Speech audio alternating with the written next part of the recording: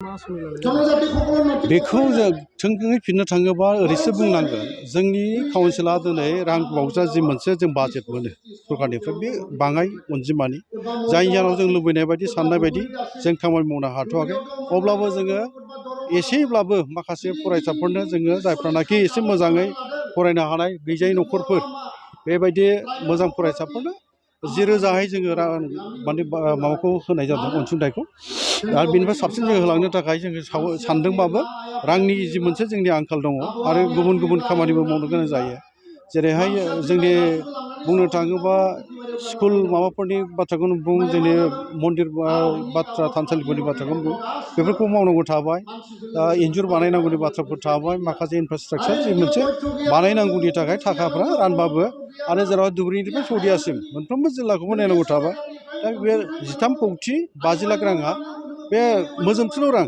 बेखौ लानानै जोङो साननाय बायदि फरायसाफोरनो जिबायदि जोङो सानदोंबाबो हायाखै नाथायबा बिब्दि होननानै जोङो एखेबारे जोङो होथाराखै बेबो नङा जोङो माने जोंनि सुबुं धोनखौ आरो उननि थाखाय उन फैगासिनो समाव मोजाङै बोरैहाय जोङो गैयै न'खरनि मोजां फरायसाफोरखौ बोरैहाय जोङो रां अनसुंथाइ होनानै फरायहोनो हायो बेनि फारसे जों नोजोर होनानै खामानि मावलांगोन।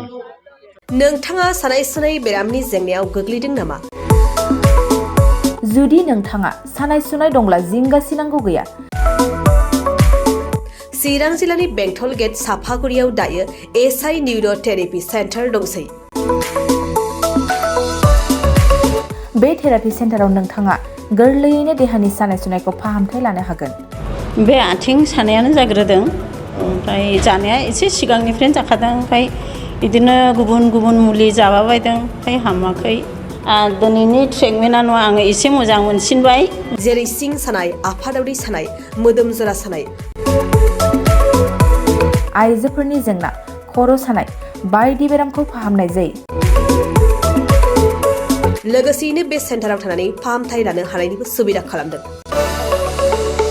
नोंथांमोनहा एसआइ निउर' थेरापि सेन्टाराव फाहामथाय लानो गोसो दंब्ला नैबे मबाइल नम्बर 7620160459 नङाब्ला 9476977956 आव थोंजों सुलाद लानो हागोन।